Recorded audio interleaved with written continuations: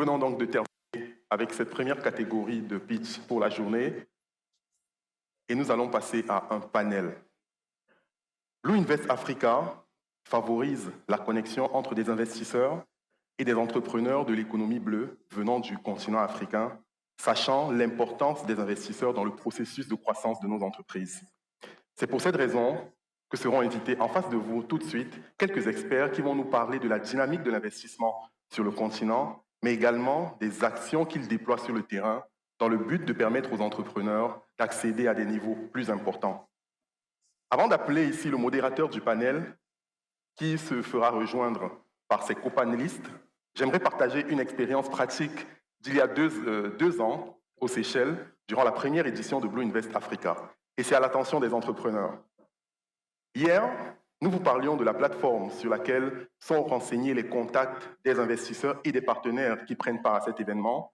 Et j'avais rencontré un monsieur, durant la première édition de Blue Invest Africa, qui a accepté de nous accorder 1 heure de discussion à l'époque, parce que nous rencontrions un problème au sein de notre entreprise, un conflit de cofondateurs. C'est quelque chose qui tue les entreprises en réalité. À ce moment, je pensais qu'on n'allait pas s'en sortir, mais grâce à ces conseils, rentrés au Cameroun, on a pu poser des actions qui nous ont permis d'aller de l'avant. C'est donc avec gratitude et plaisir que j'appelle M. Alex C. Groskopf, qui va modérer le panel que vous allez écouter tout de suite. Je vous en prie sous vos ovations. Merci. Thank you very much. Merci bien. Comment vous allez? Très bien. C'est un très petit groupe. Alors, on va faire quelque chose. Avant d'appeler les panélistes, je voudrais que vous puissiez prendre vos appareils téléphoniques. Prenez vos téléphones, scannez le code QR qui est devant vous, le même code QR que vous avez utilisé. Et ce que nous ferons, on va avoir un panel et je vais vous faire parcourir les 5 questions sur Slido. Vous allez voter des différentes approches. Il y a les questions choix multiples, il y a les questions qui nécessitent une rédaction de réponse.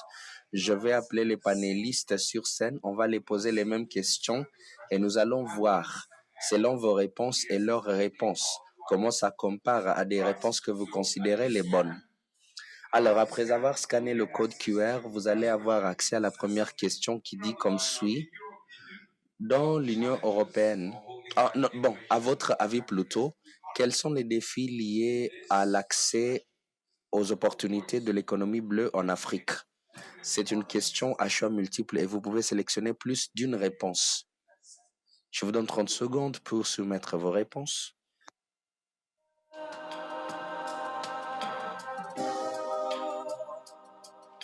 And actually, as you answering this one, I will call the first panel. Et en répondant à la question, j'appelle le premier panéliste. Continuez à répondre. Yann, merci de me joindre sur scène. Deuxième question. Investir dans l'économie bleue africaine est la nouvelle frontière. Quel secteur, selon vous, attire les plus grands investissements? Et ça, c'est une question à choix unique. Quelle est la plus grande opportunité dans l'économie bleue pour les startups en Afrique? Et en soumettant vos réponses, j'appelle notre deuxième panéliste, Soum. Vous pouvez nous joindre sur scène.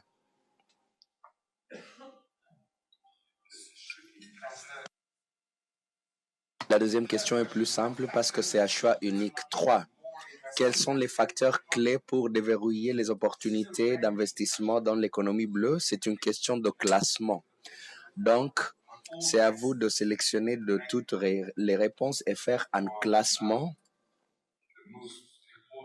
du plus important jusqu'au moins important.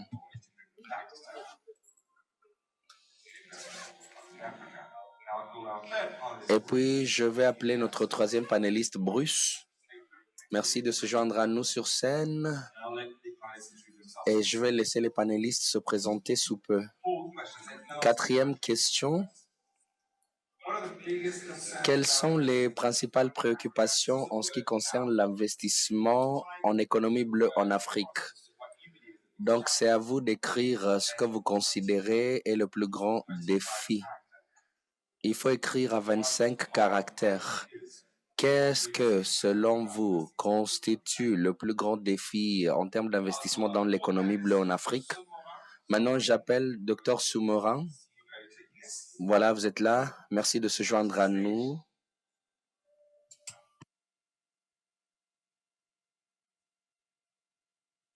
Et merci de soumettre vos réponses. Cinquième et dernière question. Pourquoi est-ce que les investisseurs s'intéressent davantage à l'économie bleue africaine et qui englobe beaucoup plus de secteurs que la pêche, ce qui fait la vaste majorité de ce que représente l'économie bleue en Afrique? Et ça, c'est une question à choix unique. Voilà les 5 questions que nous essayerons aussi de répondre avec nos panélistes. Je vais m'asseoir et nous allons commencer avec une série de présentations rapides. On va commencer avec vous, Bruce, et vous allez à Sue, à William et à Madame. Vous pouvez vous présenter votre nom, votre organisation brièvement en 2 minutes et puis nous allons revenir aussi aux questions qu'on a posées au public. Merci Alexis. Bonjour à tous. Je m'appelle Bruce Nsereko Loulé. Je suis partenaire à Sista Africa Ventures, qui est un fonds de capitaux propres qui investit à des entreprises qui naissent et nous faisons le suivi de nos investissements jusqu'à la série B qui injecte les fonds moyennant 5 millions de dollars et nous offrons l'expertise et nous sommes aussi un fonds de diagnostic qui aide les petites entreprises. Moi, j'ai fait plus de 70 investissements sur le continent. Il y a beaucoup d'entreprises qui ont passé à l'échelle à des millions de dollars et qui réalisent des chiffres d'affaires de plusieurs millions de dollars chaque année. Et en ce qui concerne l'environnement, j'ai investi dans les sociétés telles que Coco Networks, qui aident 800 000 ménages au Kenya d'avoir des solutions de cuisson propres. J'ai aussi investi dans Beacon Power Service, qui offre un logiciel qui aide les prestataires de services à pouvoir fournir l'électricité et on les a épargnés plus de 600 millions de dollars en termes de revenus sur 5 prestataires de services en Afrique de l'Ouest. Et aussi Guidewheel, qui est une entreprise qui offre les logiciels qui aident les fabricants à optimiser les processus de production et utiliser les ressources en conséquence de manière adéquate. C'est un grand plaisir d'être sur ce panel. Merci. Sue, à vous la parole. Bonjour. Je m'appelle Suzanne Wanjiku, conseillère technique GIZ.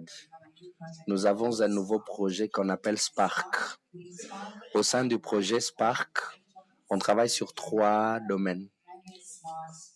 Les entreprises climatiques qui sont aussi favorables au genre.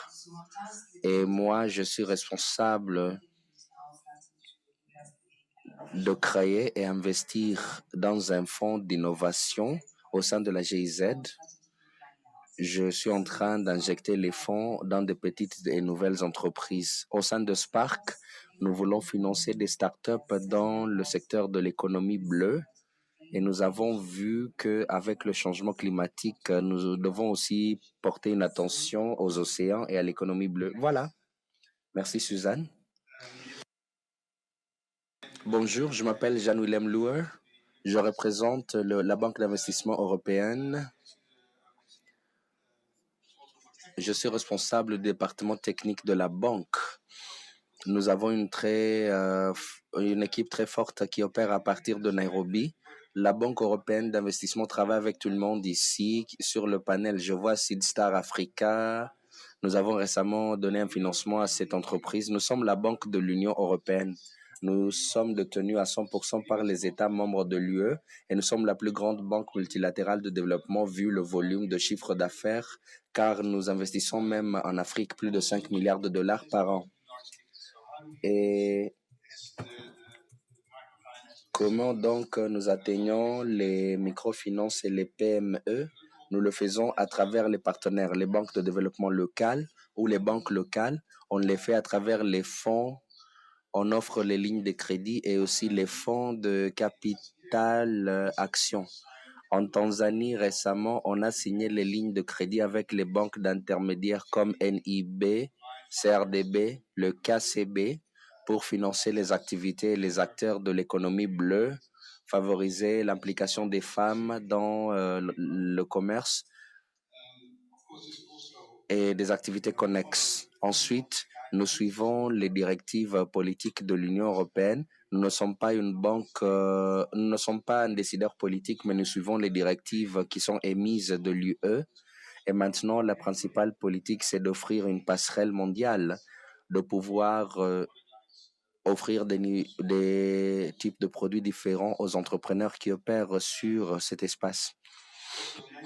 Je dois aussi mentionner que on a aussi les programmes de développement des projets et d'assistance technique que nous faisons avec les banques de développement de l'UE et les partenaires européens comme l'AFD, KfW, la Banque de développement de l'Espagne et autres. Et nous offrons l'assistance technique à travers un programme dédié de la banque pour développer des projets à réduire la pollution vers les océans, vers les rivières et les déchets terrestres qui partent à la mer.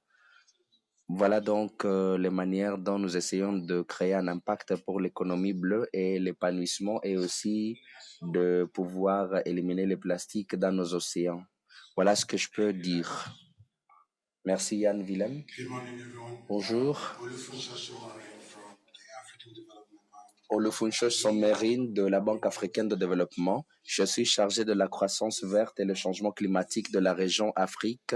Je suis basé dans notre bureau régional à Nairobi.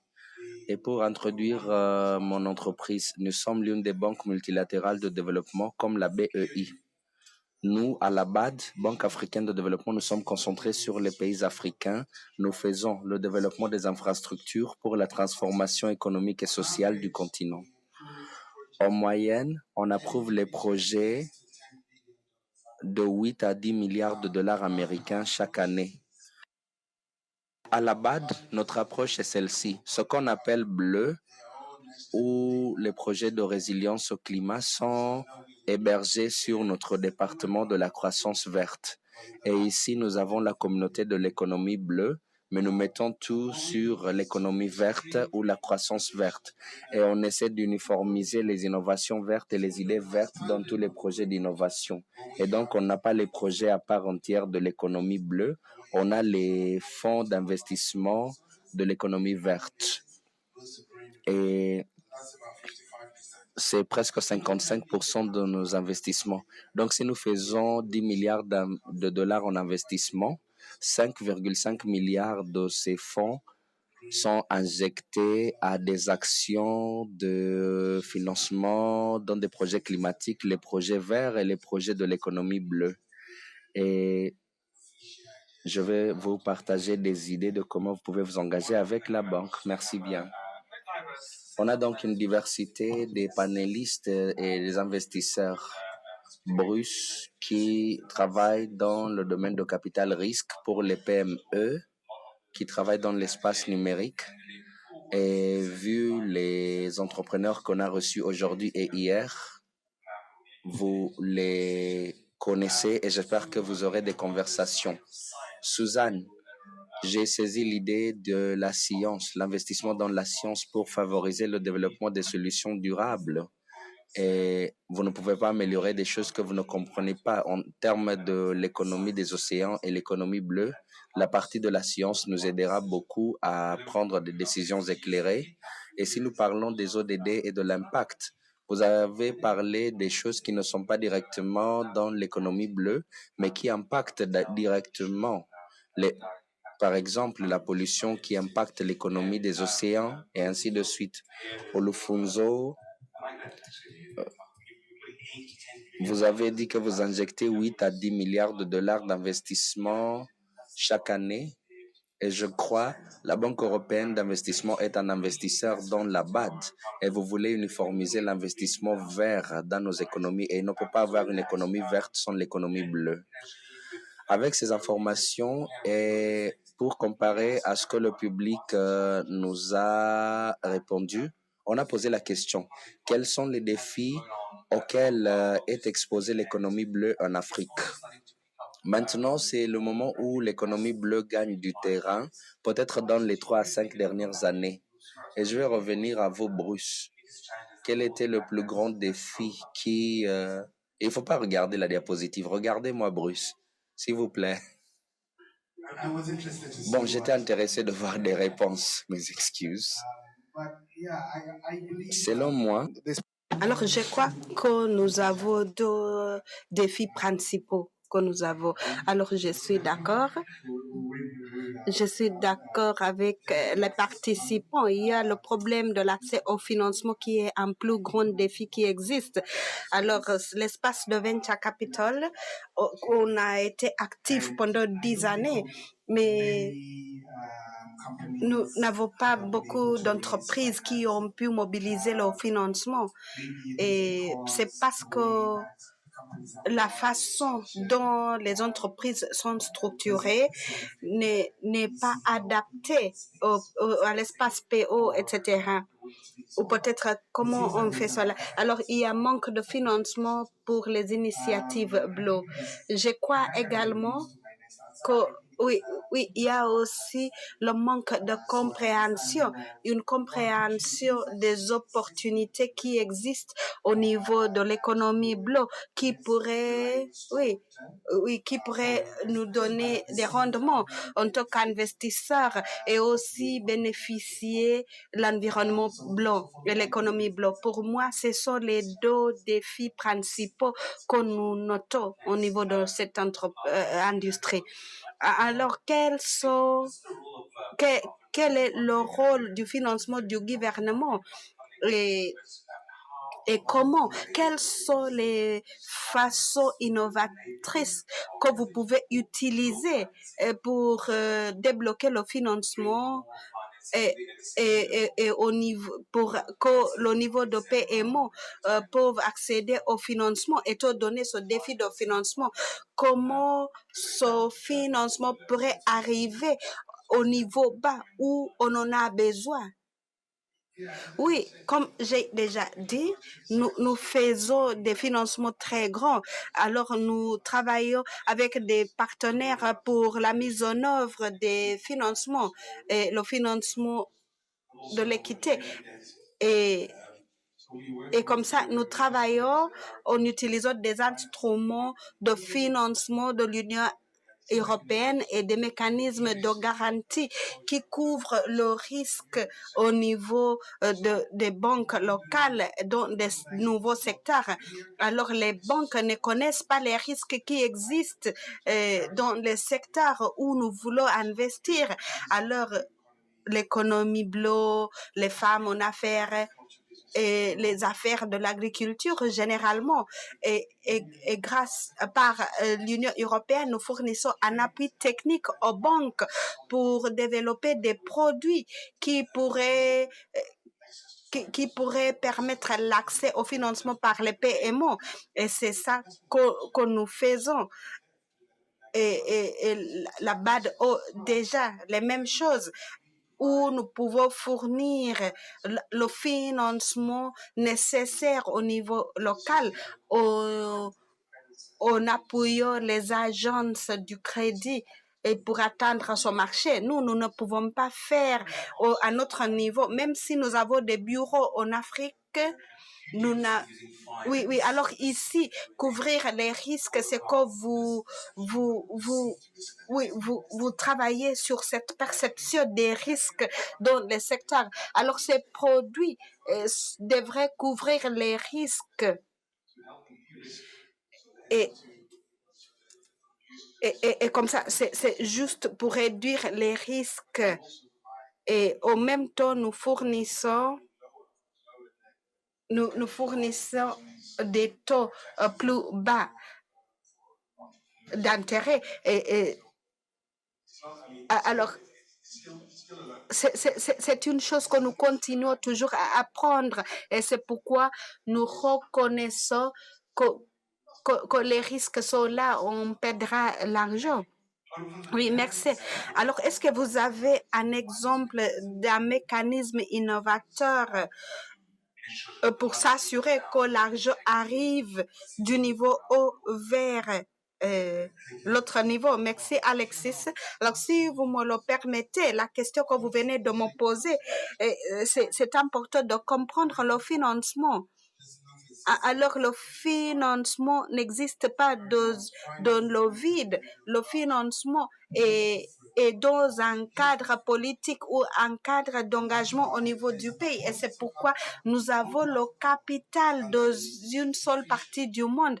Et puis, il y a et c'est différent dans une autre région parce que les structures politiques qui sont les propriétaires de l'argent ne sont pas les mêmes. Les ressources que nous avons, et c'est ça la chose importante, nous les utilisons de façon adaptée pour répondre aux défis qui existent. Et la premier défi, c'est la politique. Parce que le moteur du changement en Afrique, c'est toujours la politique. Et si nous appuyons ce travail et surtout grâce aux subventions, cela va fournir un appui technique au gouvernement. Et l'idée derrière cela, c'est leur permettre de comprendre les opportunités du secteur et voir les initiatives de politique qui devraient exister. Et aussi pour débloquer le financement nécessaire. Alors, il faut faire passer l'argent de là où nous avons l'abondance vers l'autre. Deuxième chose, c'est avoir des instruments bien adaptés et adaptés aux réalités locales. Alors aujourd'hui, ce que nous avons entendu, ce que nous présentons dans l'espace de l'économie bleue, on les appelle souvent l'économie circulaire. Et dans un autre espace, c'est la résilience. Alors, la capacité d'adapter cela dans des domaines différents, c'est comme une diversité. Alors, ce que nous devons faire, c'est cibler les instruments qui sont adaptés au secteur. Et ce sont des instruments qui sont adaptés dans les secteurs différents. Et c'est pourquoi nous avons l'alliance de l'économie circulaire. Traditionnellement, on faisait des grands projets, donner l'argent au gouvernement, des millions de dollars. Et si vous n'êtes pas capable de faire cela, et surtout pour ceux qui proposent 120 000 dollars, il faut un intermédiaire en utilisant les banques locales, des entreprises qui sont capables de faire passer qui peuvent couvrir les risques pour rendre disponible cet argent. Alors, l'idée, c'est que vous avez jusqu'à 500 000 dollars de ressources que vous pouvez avoir accès, mais vous n'allez pas faire cela pour financer un projet qui est bon. Il faut lier cela à une économie, à une activité économique. Et c'est pourquoi nous arrêtons au niveau de l'idée, c'est-à-dire l'idée de l'affaire qui pourrait se mettre en œuvre, qui est un cas d'affaires et qui n'est pas considéré dans un contexte plus large. Et c'est pourquoi nous nous intéressons combien d'emplois vous créez, comment vous changez les dynamiques, etc. Et c'est important de reconnaître que l'argent existe, mais comment structurer nos entreprises pour être adaptées aux besoins, aux conditions de l'argent. Et ça, c'est pour avoir accès au financement. Alors, GIZ travaille pour fournir un facteur de couvrir les risques, non seulement en utilisant les voies du crédit, mais avec d'autres appuis et surtout dans l'espace de l'économie bleue. Qu'est-ce que vous faites et comment les entrepreneurs peuvent accéder au financement plus sécurisé? Alors, avec un appui technique, nous sommes reconnus pour cela. Et c'est bon pour SPAC parce que nous... Alors, si vous me connaissez, je travaille avec l'écosystème au niveau diagnostic.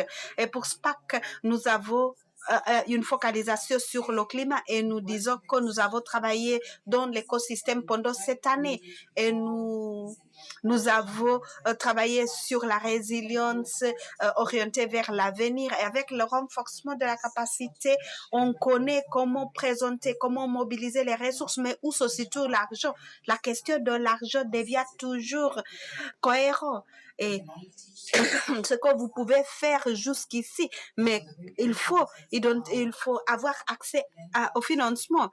Alors, pour la capacité technique, il faut commencer à cibler les systèmes mélangés pour le financement, pour les banques financières.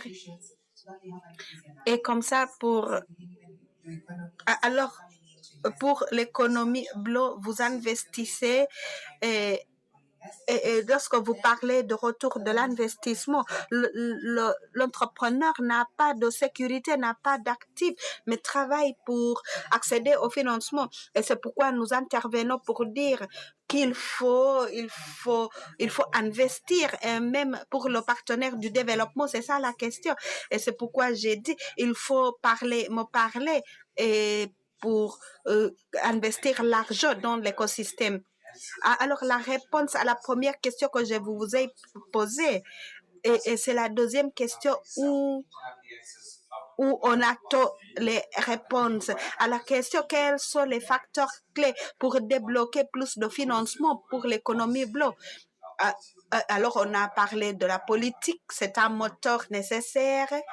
Et il y avait l'autre choix, améliorer accès au financement, et on a déjà traité les deux. Et il y a aussi l'infrastructure des données, c'est une chose que nous n'avons pas discuté, le renforcement de la capacité, la formation, une collaboration accrue avec le secteur public. Et j'aimerais aussi savoir ce que vous en pensez. Accès à financement, la première question, c'est que nous avons besoin de l'argent. Deuxièmement, nous avons besoin de l'argent. Et comme ça, à vous, on continue à la troisième question. Très vite, par rapport aux données, vous n'avez pas parlé des données. Par rapport aux investissements, il faut avoir accès aux données. Le problème que nous avons, c'est que nous n'avons pas de données, et surtout par rapport aux investissements positifs et d'autres choses. Et c'est ça qui est le plus grand obstacle. Et qu'est-ce que vous faites? Comment est-ce que vous créez des données pour informer les décisions d'investissement, étant donné que nous n'avons pas beaucoup d'informations par rapport aux investissements dans le secteur? Oui, c'est une question qui est très difficile. Comment est-ce que vous soutenez un investissement là où il n'y a pas de données ou des données limitées? Alors, lorsque nous parlons de l'économie bleue, des nouvelles innovations, des entreprises qui sont nouveaux suivent les affaires traditionnelles au niveau agricole, au niveau logistique, au niveau d'autres secteurs. Alors, les données existent, mais peut-être pour les affaires traditionnelles, c'est-à-dire que vous avez des données qui existent. Alors, vous pouvez créer des données en utilisant ce qui existe et puis l'adapter au niveau de l'innovation et surtout de l'entreprise, et à la fin pour avoir des résultats qui est plus positif. Par exemple, pour l'agriculture, il y a une méthode traditionnelle pour un homme, une femme dans un bateau pour faire la pêche. Mais actuellement, nous avons des méthodes sophistiquées pour pour faire la pêche en utilisant les cages, en s'assurant que nous avons des ressources nécessaires. Alors, on pourrait avoir des modèles sur base de ce que vous faites et quels devraient être les résultats améliorés. Alors, c'est ça. Oui, c'est possible. Oui, j'ai beaucoup aimé la réponse. Alors, en Afrique, nous avons vous avez parlé de la politique alignée à la Commission européenne pour la restauration et on lien avec des ODD. Alors le ODD 14 qui est sous-financé, et c'est là où nous devons beaucoup faire. Et il y a l'économie bleue est basée sur la sécurité alimentaire et d'autres industries traditionnelles. Mais nous avons des données, mais comme investisseur, vous pouvez investir. Alors, vous êtes investisseur public et vous devez respecter des risques. Et pour évaluer les risques en utilisant les données, comment est-ce que vous investissez dans l'économie bleue alors que nous n'avons pas assez de données ou peut-être les données sont très dispersées?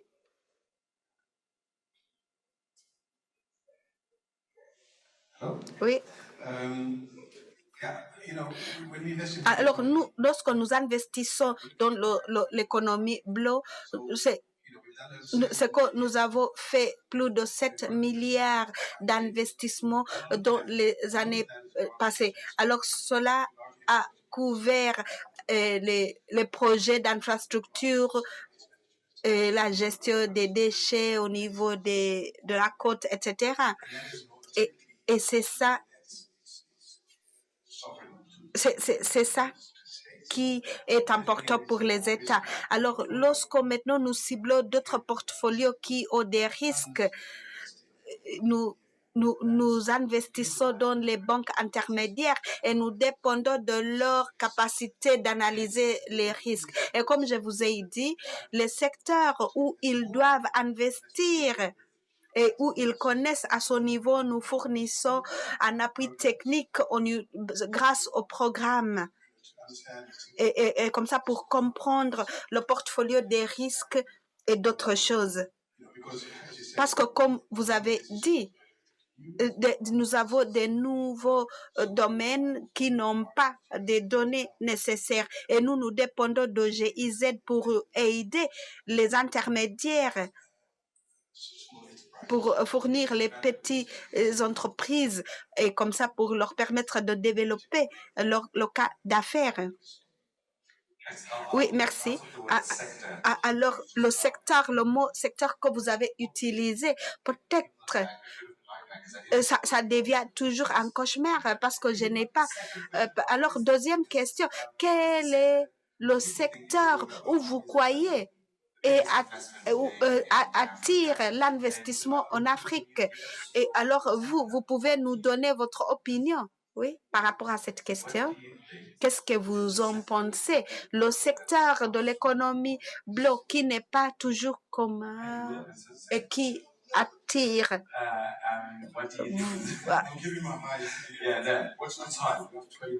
Alors, il nous reste 20 minutes. Quel est le secteur qui attire plus d'investissement en Afrique? Alors, le secteur qui a besoin, qui est attrayant. Alors, ma réponse sera... parce que moi, je suis des FI. Alors, je crois que c'est l'infrastructure. Alors, l'infrastructure devrait être considérée au niveau général. Nous avons l'infrastructure au niveau de la connaissance, capacité, génération de connaissances. Et l'autre côté, nous avons l'infrastructure. Alors, qu'est-ce que quel sera le besoin le plus gros dans le secteur bleu? C'est l'infrastructure. En Afrique aujourd'hui, 17% de l'infrastructure nécessaire existe. Alors, nous avons un écart de 83%. Alors, ce que cela veut dire, c'est que nous avons une opportunité de développer, utiliser un mécanisme qui est adapté à la résilience bleu, le vert, au lieu d'avoir l'infrastructure et plus tard, vous allez changer. Et c'est pourquoi, de notre côté, 83% représente une opportunité et c'est pourquoi il faut y réfléchir. Et dans la façon de créer l'infrastructure, c'est ça. Et qu'est-ce que l'infrastructure dans l'économie bleue? Alors, et je crois que alors, si nous sommes tous d'accord que l'économie bleue, c'est toujours les activités économiques qui sont sur l'océan, autour de l'océan et la durabilité de l'océan. Ici, nous parlons de presque tout. 80% du commerce mondial est basé sur l'économie bleue. Alors, ce que vous dites, c'est presque tout en Afrique qui attire l'investissement. C'est presque tout parce que nous avons le côté de production, il y a aussi le côté de consommation. Alors, il y a le commerce entre les deux. Nous avons... Oui, alors ça c'est l'infrastructure. Il y a l'autre chose, l'énergie renouvelable. Et troisième, les ressources financières, les systèmes financiers, c'est là, c'est lié à l'infrastructure. Oui, c'est bon. Avoir accès aux données, à la TIC sous.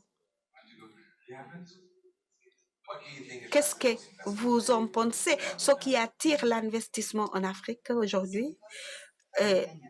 Parce que je suis kenyane, je pourrais dire que je n'ai pas regardé les réponses.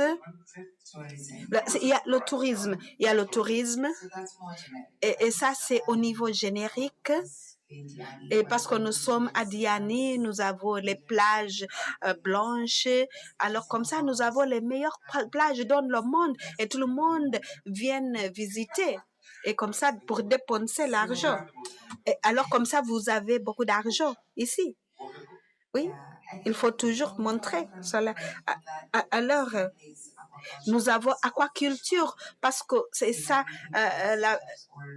la pisciculture, comme Victory Farms, Aquarech, qui reçoivent des investissements dans l'écosystème actuellement. Et lorsque nous commençons à cartographier ce que c'est l'économie bleue, ça pourrait être circulaire, l'économie circulaire, et c'est lié à beaucoup de choses, et beaucoup de choses au niveau traditionnel. Alors comme ça, il y a l'aquaculture et ça continue parce que nous commençons à avoir la technologie sur comment réduire la dépendance sur l'énergie fossile.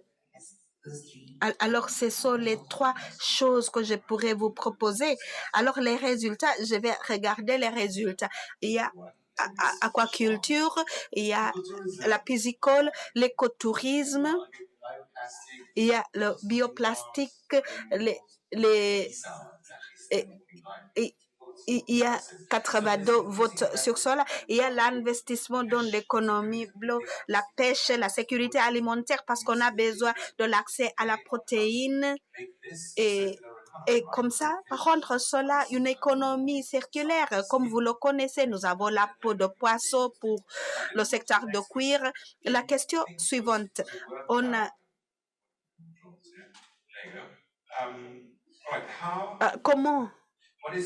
quelle est votre plus grande préoccupation en investissant sur l'économie bleue? Ici, on n'a pas eu de réponse, mais quel est le conseil que vous pouvez donner? Bruce, vous allez... Oui, on vous donne l'auto. Oui, Oui, parce que nous n'avons pas assez du temps. Alors, quelle serait la plus grande préoccupation pour l'investissement?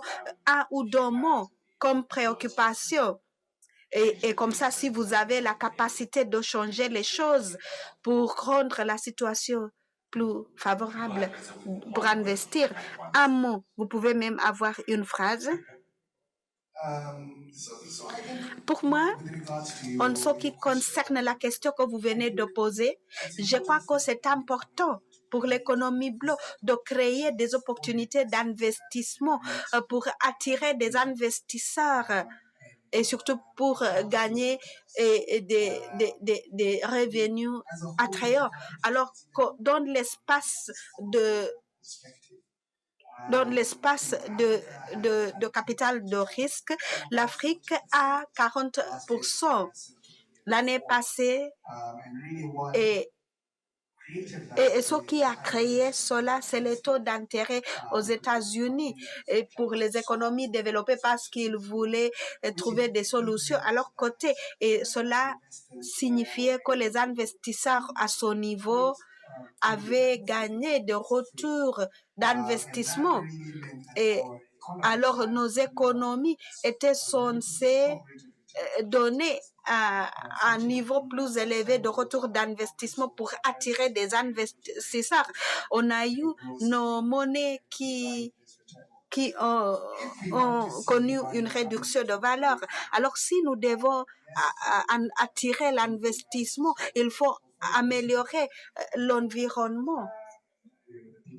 Et surtout pour les personnes qui dépendent de l'environnement. Alors, l'économie bleue devrait montrer le retour d'investissement parce que les investisseurs donnent l'argent là où il y a un retour de l'investissement. Alors, comme préoccupation, avec l'investissement fait par GIZ, par exemple, avec l'appui de la BAD et d'autres, ces opportunités commencent à se développer. Et c'est pourquoi il faut mettre des efforts pour mobiliser l'information et surtout pour montrer qu'investir est attrayant pour gagner l'argent. Alors, est-ce que nous pouvons avoir accès au retour du marché? On aura un impact plus positif au niveau social, au niveau de l'environnement, dans l'espace d'investissement dans le secteur? Oui, bien sûr.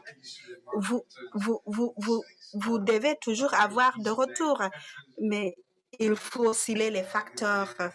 Il faut un cadre propice, les réglementations, qui pourraient être propices pour identifier les priorités du secteur. Et vous avez besoin également de financement. Et c'est ça la chose la plus importante. Alors, j'aimerais aussi parler de l'investissement. Alors, il y a des fermes que nous investissons, ce dont on a besoin en Afrique, c'est pour réduire la pollution. Alors, quels sont les polluants qui sont obstacles dans la croissance de l'économie bleue?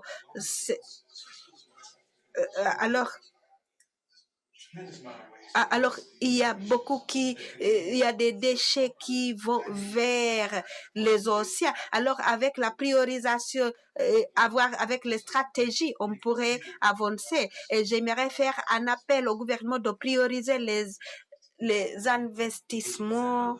80% des déchets vient de terrain et la pollution est un facteur qui a un impact sur la biodiversité.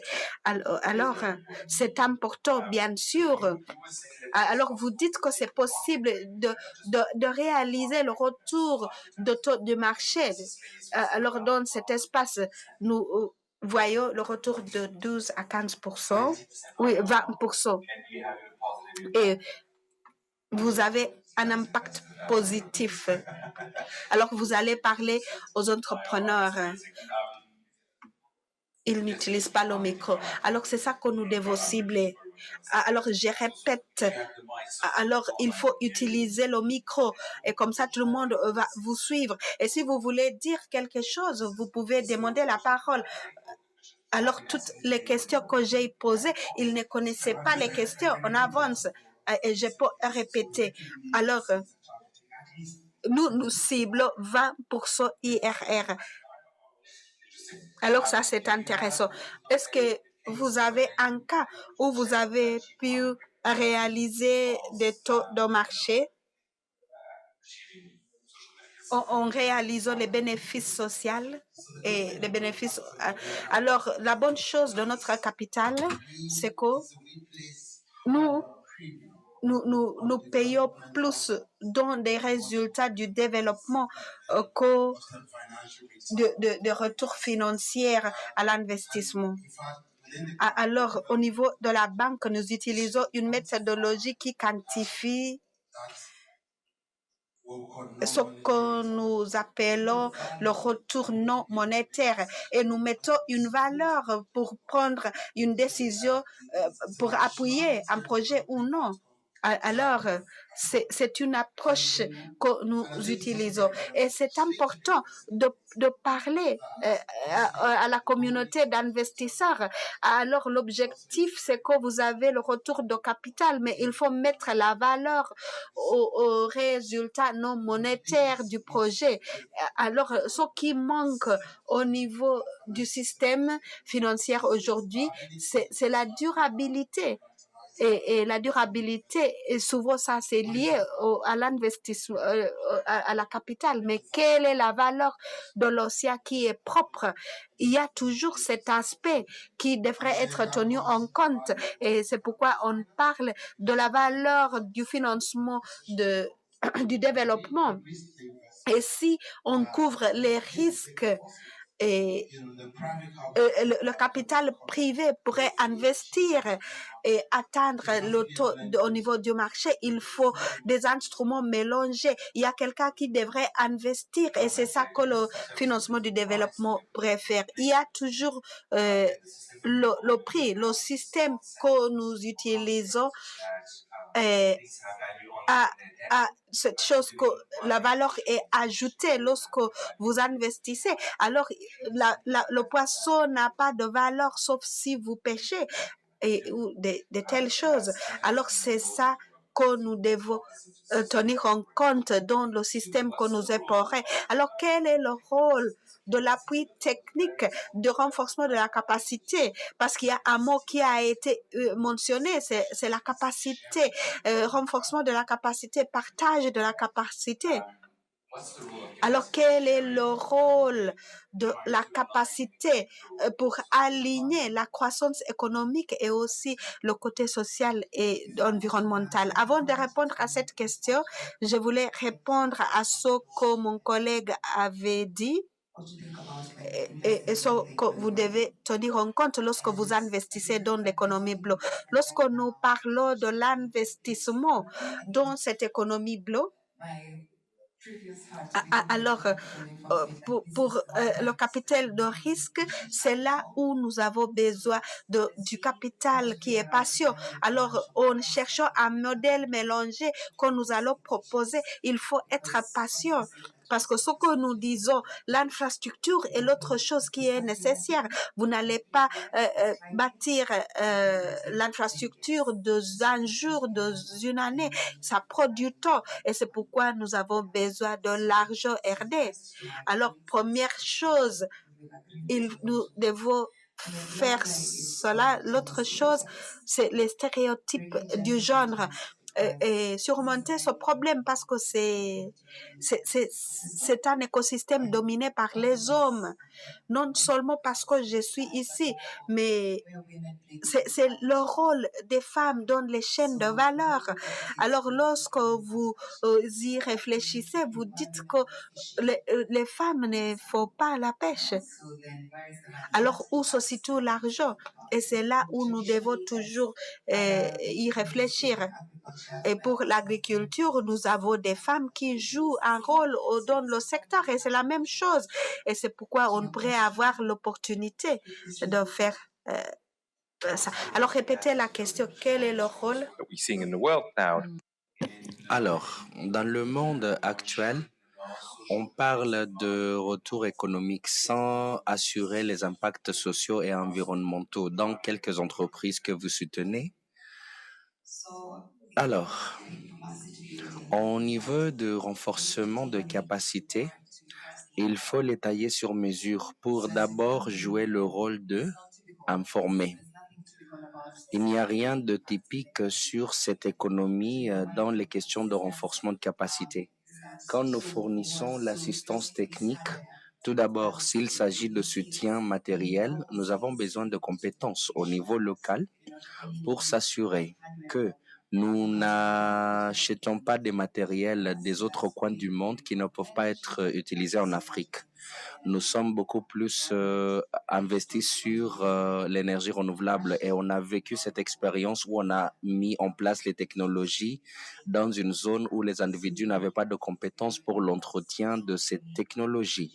C'est une question à laquelle nous avons nous mettons beaucoup d'accent. Et aussi la question de l'économie numérique. La question de la digitalisation et la mécanisation est une chose à prendre en compte. Vous ne pouvez pas séparer ces deux éléments.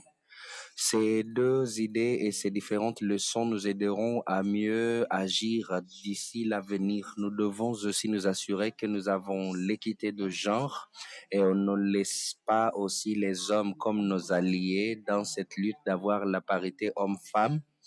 Et nous avons un programme qui s'appelle Afroféministes Changemakers, où nous avons les femmes investisseurs qui viennent investir dans des startups et des PME. Tout ça pour vous dire que, comme nous avons vu, les femmes sont beaucoup plus intimidées à venir faire leur pitch ou faire leur argumentaire économique. Comment leur créer un environnement favorable? Au lieu seulement de leur dire, les femmes sont encouragées de demander comment est-ce que nous pouvons rendre faisables nos initiatives. Merci beaucoup, Suzanne. Je crois qu'au niveau de la Banque de développement, nous voyons une approche descendante. Comment nous pouvons passer du haut vers le bas. La GIZ et les autres, ils fournissent l'assistance technique et vous donnez l'assistance en nature. Et puis, vous trouvez juste le juste milieu. Et vous, comme les banques d'investissement, vous êtes au milieu, vous jouez le rôle d'investisseur. Le temps nous fait défaut, mais j'aimerais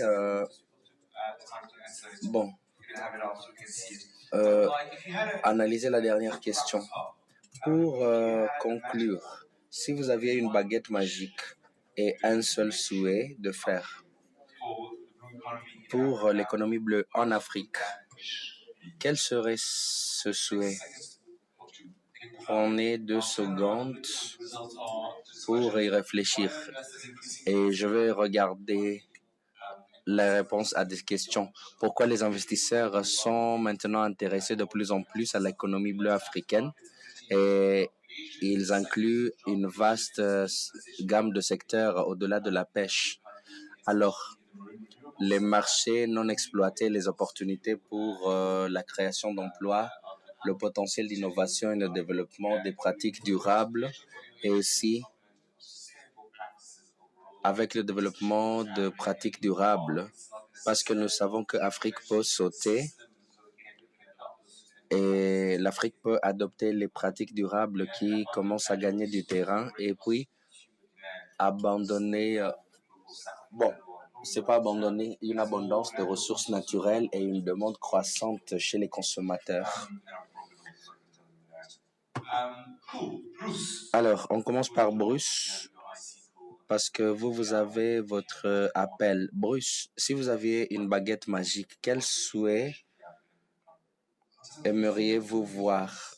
Je vais vous dire 2 choses. D'abord, en répondant à votre question, je souhaiterais que nous trouvions une manière de réduire l'impact négatif que les êtres humains ont causé dans les océans. l'extraction des ressources de manière irresponsable et les autres activités qui ont porté atteinte aux océans, ça serait mon souhait. On aurait bénéficié de nos récifs coralliens et les autres ressources que nous n'avons pas encore découvertes. Un autre point rapide que je voudrais mentionner à propos des investisseurs sur le continent, venant du domaine de capital risque et capital action, je crois que ces investisseurs sont concernés sur les questions de la gouvernance environnementale et sociale. La plupart des investisseurs cherchent un retour sur leur investissement, mais ils analysent aussi l'impact de leur investissement sur l'environnement et sur la société. Je suis d'accord avec ce que mes collègues ont dit. C'est un aspect très important à considérer. Les investisseurs s'y intéressent et c'est une bonne chose. Je vais retourner à la question de la gouvernance environnementale et sociale plus tard, car ça, c'est la réduction des risques des investissements sur le changement climatique. Suzanne, quel est votre souhait? Merci d'avoir dit la première. Bon, vous aviez le même souhait? Alors, moi, je vais revenir sur la question de déchets après récolte. Nous sommes beaucoup investis dans les cycles de production. C'est là où nous investissons beaucoup de nos fonds. Et au niveau de la chaîne de valeur, il y a beaucoup de déchets qui sont produits faute d'infrastructures, faute d'installations d'entreposage, de refroidissement et accès à ces installations dans les environnements où la production se fait. Voilà mon souhait. Réduire les déchets après récolte. Yann Willem, si j'avais une baguette magique, j'aimerais dire que les gouvernements et les financeurs améliorent leur climat d'investissement. Il y a encore un long chemin à parcourir en termes de la bureaucratie, en termes de la réglementation. Il faut améliorer davantage l'écosystème pour les jeunes investisseurs d'apprendre des grandes entreprises. Et il serait bon si la prochaine édition de cet événement incluront les grandes entreprises pour aider les jeunes entrepreneurs à développer leur commerce. Merci Jeanne Willem. Et beaucoup plus de climat favorable et moins de bureaucratie. Moi, j'imagine que quelqu'un est dans la foule et se pose la question, que recherchent les investisseurs? Qu'est-ce qu'ils veulent? Qu'est-ce que je dois faire pour obtenir de l'argent? Nous opérons à un très haut niveau, mais je vais vous partager mes expériences. Dans 20 ans où j'ai travaillé dans l'espace adaptation et résilience climatique, le financement passe sur 3 directions. Première direction, une solution, un problème à résoudre qui est devenu une opportunité de commerce. Un problème à résoudre qui devient par la suite un commerce. Si c'est un problème qui affecte des millions, mieux ça sera en termes d'opportunités. 2. Le financement coule dans les capacités et les capacités. Ça ne suffit pas de monter une idée, mais il faut démontrer comment vous avez pu gérer des ressources limitées, la comptabilité, la gestion financière et ainsi de suite. 3. Le financement aussi suit les partenariats. Les partenariats signifient la confiance. Tout commence et tout finit avec les partenariats. Toute forme d'interaction que vous avez dans le côté offre et la demande, c'est un partenariat. Et adopter du point de vue de partenariat, c'est très critique. Merci. On peut les applaudir, mesdames et messieurs. Moi, je n'aime pas souvent les tables rondes où les choses sont préparées. Je les ai juste donné les questions cadres pour leur préparer. Encore une fois, on les applaudit. Merci beaucoup, chers amis. Vous avez la parole, nos modérateurs. Chers panélistes, pour cette brillante discussion et pour toutes ces données utiles pour les entrepreneurs et finalement pour tous les participants à cet événement. Nous vous le rappelons encore une fois, nous allons prendre une petite pause café de 15 minutes, right, James? Yes. 15 minutes. Mais avant, nous revenons sur l'annonce qui a été faite. Il y a un tirage au sort, donc les résultats seront annoncés durant le déjeuner. Donc vous pouvez aller sur le stand de l'entreprise MSME Coral pour pouvoir prendre leur contact, discuter avec eux et faire partie du tirage au sort. Thank you so much. Thank you, Alexis. Merci beaucoup, Alexis et l'équipe pour la discussion de table ronde. Au niveau de la pause café, vous avez aussi la chance de pouvoir avoir un voyage en bateau à l'océan Indien, ici à Diani. Passez à Coral, le stand de Coral. Vous avez beaucoup de bateaux pour vous. Et ce que vous devez seulement faire, c'est de partager vos coordonnées. On va vous donner un billet pour le tirage au sort. Merci beaucoup. On va marquer une pause de 15 minutes. Soyons brefs et on se retrouve.